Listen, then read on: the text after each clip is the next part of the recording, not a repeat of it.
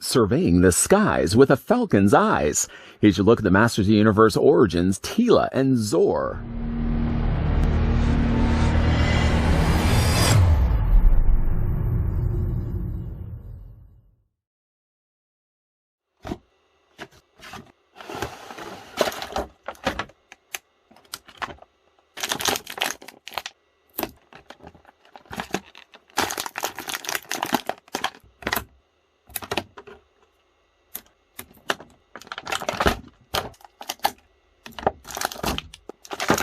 Tila and Zoar share a special connection, each tied to the spirit of the Eternian goddess. Before Zoar begins to soar, let's go ahead and take the tape measure and measure both figures. Teela is going to be a re-release of the initial Teela with a brand new head sculpt and differently colored costume. Still, though, the figure stands about 4.5 inches in height, or roughly about 11 centimeters tall. Then on to Zoar, depending on what lore you follow with Zoar. Zoar, for many people, would be recognized as the falcon that the sorceress transforms into. Initially, though, Zoar was supposed to be a messenger courier, like a falcon, that would transfer messages between He-Man and the sorceress, and most of the time was described as a male. Rather interesting. I think we're going to stick with, though, the cartoon lore and keep that Zoar as a female, and keeping her, though, still on the perch, and including, of course, the armor that she wears on her body. Zoar stands almost 8 inches. 8 inches is up there, so we're going to stick with about maybe 7 3/4 of an inch tall, and that works out to be a figure that's going to be about 19.5 centimeters in height. There'll be more in store for Zoar, but let's actually just move over the eagle, or falcon, for right now, just to focus on Teela. Now, Teela, for comparisons, I did want to obviously bring in the original Teela, and yes, you can see between the two. Cosmetically, other than really just the head, is the only thing that does change about the figure. It's a brand new head sculpt, but the body still remains the same. Here's what she also looks like next to the green goddess, which would have only then just been a green body of the initial Teela. And also, we could bring in the sorceress. I wanted to bring in the sorceress from Castle Grayskull, simply just because I don't ever really bring her in for anything else, and most of the time the sorceress that I have on display is the full-color, single version of the sorceress. I thought I feel a little bit bad. I felt, if anything, I would throw her solid and bring her in for the size comparisons, at least, of these figures. What I do find funny about this set is it doesn't come included with a mini-comic. Now, vehicles don't tend to come with mini-comics, but figures do. And considering that this Teela is another character after all, as well as Zoar, I was surprised to see that they didn't in fact come included with a mini-comic. Anyways, though, on to the rest of the accessories that come included with Teela, some of which you may actually recognize. One of which she comes included with her shield. And do bear with me while I'm bringing the other one. Here's the original Teela shield. Other than maybe being able to say that this one looks slightly darker, the mold is exactly the same to one another. They attach also to her hand the exact same way. So they just grab the figure, and while still making a fist, not you, but Teela, just attach the shield by handle into her hand like that. It's kind of a weird way to hold the shield, but still. The figure also comes included with the serpent staff. Now, the whereabouts of the serpent staff for the other Teela are remaining unknown. It looks to be the exact same as the one we got before, of course, here cast differently in a yellow plastic instead of the brown. And this can also attach into her hand. Don't believe me? Shame on you. You should really believe me. That attaches also into Teela's hand. I think, in fact, I started this review with the scepter, with the... What would you call this? Would it be a scepter or a staff? Is it too short to be a staff, too long to be a scepter? I don't know. You guys can let me know down below. She also comes included with a sword. I rather like the look of this sword. It's decently sculpted, and while it's only really just using the yellow plastic, it's a decent-looking blade. There's really no place also on Teela that can be housed on it. She doesn't have armor, after all. So you'd have to decide for yourself which way you would want to display her shield, scepter/staff, or if you want to display her with the sword. I mean, she only has 2 hands, so you'd have to choose quickly. Anyways, let's go ahead and take those out of her hand. The one last thing the figure also comes included with, just putting her down here for a second, is also the serpent headdress piece, which I actually still have, obviously, the one that was on the green goddess. I usually just display her with this because it's only going to be the same Teela anyways. The actual headdress appears to be the same. Yes, you could be a stickler and say, well, I feel like the coloring on this is a little bit darker than this one. I don't think in this case, I feel like they're exactly the same. Now, I don't plan to really ever display this on Teela myself, but for the sake of this review, I'm going to go the extra mile after all. We're going to detach this. There's a clip on the back, it fits into the loop, and then you're just basically going to fit that around Teela's hair. One thing that's done differently, though, is that you have to get this around her ponytail, which actually isn't that easy. I find most of the time you can actually just fit it around the back of her ponytail first and then bring it around her head. And then once that's in place, then go ahead and wrap this around the back of her body and attach the belt just onto her back, which, again, isn't super easy. One of the main reasons why I don't end up doing this a lot with Teela, but that's what she would look like with the headdress. This is what she, of course, would be looking like as the green goddess. Same figure, though different head sculpt in this case. Let's go ahead and detach that right now, because that's not making any more of an appearance for the rest of this review. We'll just put that to the side. In fact, I actually, just to show you what it would have looked on the original Teela, I'm going to bring her in right now. This would, again, just fit over her body. If you did one of the more accurate comic, or in this case, the original vintage toy of Teela, then this is the way you'd want to be displaying the figure. Never makes an appearance, though, on my shelf. I'm going to put that to the side. While we're actually holding this Teela, I did want to show you the difference between the two. Bodies, you would say, are the same. I think you'd be also right by that. The only thing that's really different is instead of using the gold color on the armbands, the gauntlets, for example, they've all swapped instead for a very bright yellow. Everything really on the figure is noticeably brighter than the original release. Even the skin tone, she's not as tanned as the original released Teela. Head sculpts, though, are very obviously different from one another. The crown that she has on her head is also different. It's not just simply the case that they painted one a little bit brighter than the other. And as already mentioned, she does also have the pigtail, or the ponytail on the back. Faces don't seem too different from one another. Would it be safe to say that they may have probably used the same head sculpt and just simply re-sculpted brand new hair and a crown piece on top? I don't think that would be too strange and far-fetched to say such a thing. But for the rest of the body, other than just the fact that they did color the fur on the tops of the boots white, everything really about the figure is exactly the same. One thing that's also different, too, is that this new Teela also features the brand new knee sculpt. This Teela has the original knee sculpt, so you can see, it's a very clunky-looking knee. I like the more streamlined-looking leg. I think there was rumblings, that they had done a second edition of both Evil Lyn and Teela. I never had the chance to find either one of them. And I guess I'm fine, really, just to have the knees looking like this. They're just a little bit more uglier, that's all. Putting this figure back to the side and actually getting closer again, look at Teela. Not a bad-looking head sculpt. I like the coloring that they used for the blue. It's actually kind of closer to being more purple than it is blue. And, again, for just being a more stylized-looking character, of course, still basing on the original 80s run, it's not a bad-looking Teela if you don't mind the brighter colors. I think for my displaying purposes, I would still be leaning more to the idea of displaying one that looks a little bit more like her 80s counterpart. But I kind of like the brighter colors. I just don't know if I'm going to be displaying her ever on the shelf with the rest of my Origins figures. That being said, the articulation is going to be exactly the same here on Teela. Head rotates on a ball joint, so it rotates all the way around. The ponytail, while I thought there may have been posability, maybe there is, I could also just be twisting it right off and breaking it. I don't want that to happen. Head does look up and down, though. She does have hinges on her shoulders, so those hinge out, of course, at a comfortable 90-degree angle bend. You can rotate those arms also all the way around. Only single hinge joint in the elbow. So you can either do this with the elbow, like she's ready to arm wrestle He-Man. Probably not a good idea. Not a good idea.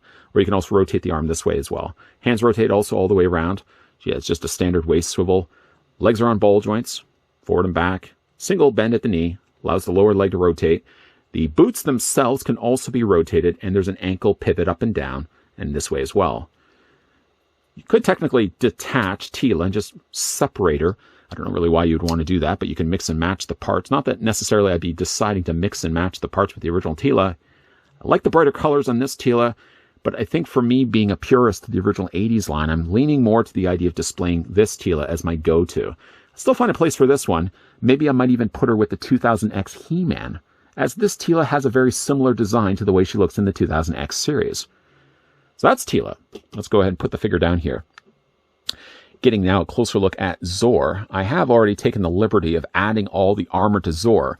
Zoar comes technically out of packaging. First of all, I'll just detach her from the perch.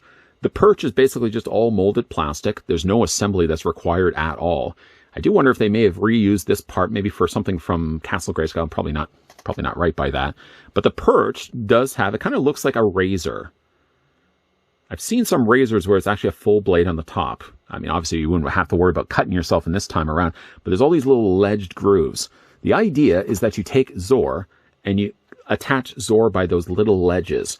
The talons, I love when I get the chance to say talons. These talons sit rather nicely on those ledges.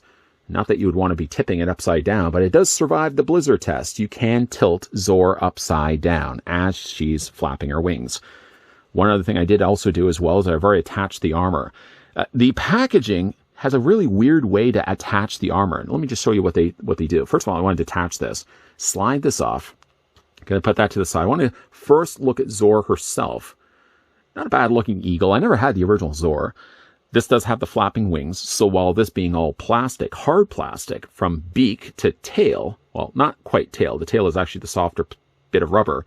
The lower legs are also harder plastic, but all basically this piece here, from wing to tail, are all rubbery plastic. They painted it nicely with the blue and the orange there as well, with a little stripe of white down below. But the gimmick really sits heavy on this being the part that you trigger. You essentially are holding Zoar in hand, and you're pressing this like a trigger. And when you're pressing it, what essentially it's doing is, as I'm pressing, you can see it lifts a bit of plastic up. It's a very simple mechanism. It's probably angled like this, and it sits on a spring. So when you're pressing the button like this, it literally just pushes one side of the wing. And just by process of just having them simply attached together, when you flap one wing, it happens to flap the other as well. You can see right there as well. So it's a simple yet effective means. I don't know how long I'd be wanting to do this for. I mean, I would have really liked also plastic wings, but I guess this does give some gimmick. It gives the children something to do with Zoar other than just having her on display. Now that I'm actually doing this, I'm having a little bit of fun, I have to admit. But let's go ahead and add the armor. So essentially the armor is all a cast orange plastic. You can see there's some nice detailing on the side. I don't know, are these rockets or missiles? If they're missiles, I have to question if that's maybe a little too close to the Falcon's face. Either way, though, with the packaging, it actually has you detach this part here. So you want to remove it from the clip. I don't like this method myself, but this is the way that the instructions show you. And it shows you to add it onto the Falcon's body like this.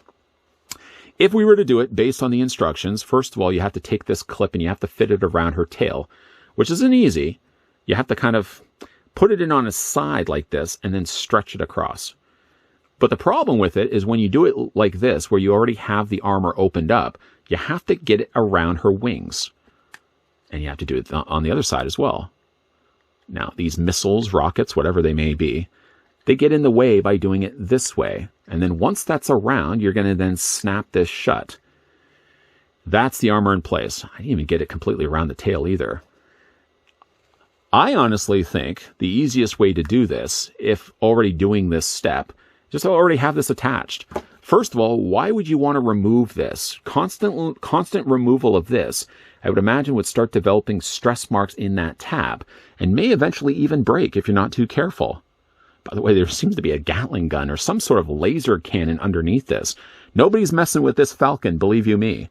But I would rather just keep this together without actually opening it up, and rather instead slide this over the Falcon's face. Now, some may warn caution of scrapage. I don't think it's necessarily going to be scraping the plastic. And how often are you going to be doing this anyways? Instead of actually attaching this together once it's on the Falcon, why not just do it already and slide over across the Falcon's face? The only last step to do is to clip this around the tail. And that's all you need to do. Why were those instructions even printed in the first place? Isn't that the easier of the two methods? I do like the way it looks with the armor in place. I mean, again, it doesn't look like there's much paint that's been really given at all to the armor. It's only just the plastic alone. But it does add to the appeal of Zoar. And again, the Falcon's features, the gimmick, still works the exact same.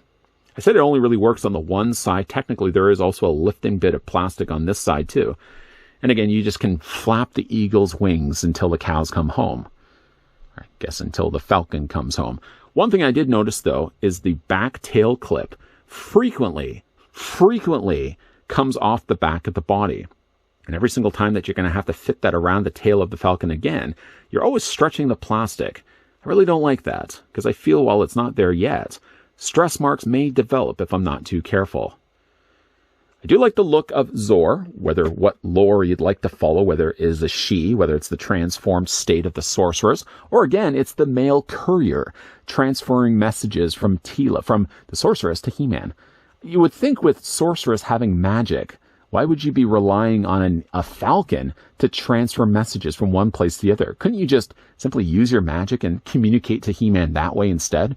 Anyways, I like the look of this set. I think, honestly, my more reason to pick up this set was more for Zoar than Teela. Teela looks nice, but in all honesty, I'm happier, I think, to stick with the classic look of Teela, as she looks a little bit more like her vintage toy. While I wouldn't necessarily display this Teela with the rest of my, quote, vintage Master Universe Origins figures, I already have a Teela that does that. She fits in the space nicely, and she looks like the original vintage toy. This Teela then seems out of place. Until the longer I think about it, even as I mentioned in this review, I think she would be a nice stand-in for the 2000X Teela. Because as of right now, we only have the 2000X He-Man, which I know I wasn't super crazy about. And we also have technically the Lords of Power Merman.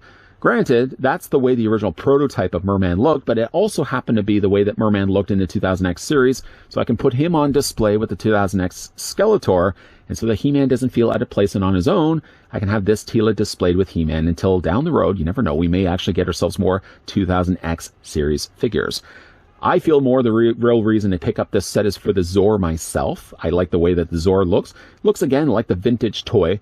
The flappy wings may be a problem down the road. Maybe not the rest of today. Maybe not tomorrow. Maybe not next week. Years from now, I'm sure, maybe that plastic that they use, the rubbery plastic, may start to break down. It happens. That's what happens when you use softer materials on your toys.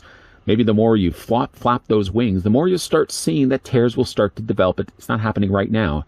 But I also think, too, the weight of the wings always being drooping like this, I wonder if down the road, and even not that far in the future either, if those wings are going to be draping straight down the eagle or falcon's body. Right now, they're pretty rigid. But the longer that falcon has the wings extended like this, the weight of the material, and again, the material that they use, I wonder if those wings aren't just going to start drooping, as it happens with all of us as we get a little older in age. It's probably going to also happen with the wings of Zoar. One thing I did also want to talk about for Zoar was the way they added the armor. I'm imagining it would be the exact same as the original vintage toy. I don't really like the way it clips to the back of Zoar's tail. You have to widen that little clip that's on the back, and half the time it just pops off the tail. But when it does stay behind, if that's also not going to start developing stress marks, as it certainly, again, happens with all of us. It seems to be just a comparison I'm using in final looks here to compare with old age. Old age with Zoar, it's going to happen to the wings. The wings are going to get droopy. And again, you're going to start developing stress marks. Maybe not all of us develop stress marks. But what do you guys think, though, of Zoar? Let me know down below in the comments section. And also, let me know what you think of Teela. Is this a Teela that would replace your existing Master Universe Origins that's providing you have been collecting the Origins line up to this point? Would you replace Teela with this Teela? Or maybe you use this figure for a different display? Let me know down below in the comment section. Also, as well, I did end up finding this one over on Entertainment Earth. No luck whatsoever finding this at local stores. I think my Toys R Us and my Walmart have just given up on stocking anything new for Motu figures. Now I've just ended up having to resort to ordering things online. And luckily for me, this was hot off the truck over on Entertainment Earth's website, added to my cart right away, and they shipped lickety split. Lickety split? Is that a good way to... No, I could probably come up with something more clever than that. They delivered it at lightning speed. That's a little bit better. But yeah, if you guys are interested, I certainly provide the link down below in the video description that will take you on over to Entertainment Earth's website. Should you be interested, and should you have had no luck finding these things locally, good place to find it, Entertainment Earth. Also, as well, if you enjoyed this video, hit it with a like. If you're loving the content you guys are seeing and certainly do want to stick around for more, then make sure you hit the subscribe button down below and turn on the bell notification. By the way, also, popping up at the very end of this video, can I shamelessly plug a playlist? Thank you. Thank you for that. By the way, popping up at the very end of this video would be a playlist of other Motu Origins, that's Master Universe Origins figures that I've done in the past, will all be in that playlist. Should you have a little bit of time on your hands, you have an afternoon to kill, and you want to check out some more content from this guy behind the camera, check out that playlist. It's there. It's for you to enjoy with a cup of coffee, a cold, sweaty glass of lemonade, whatever your fancy is. Curl up on a couch and check out my playlist. As always, guys, thanks for watching. See you guys next time.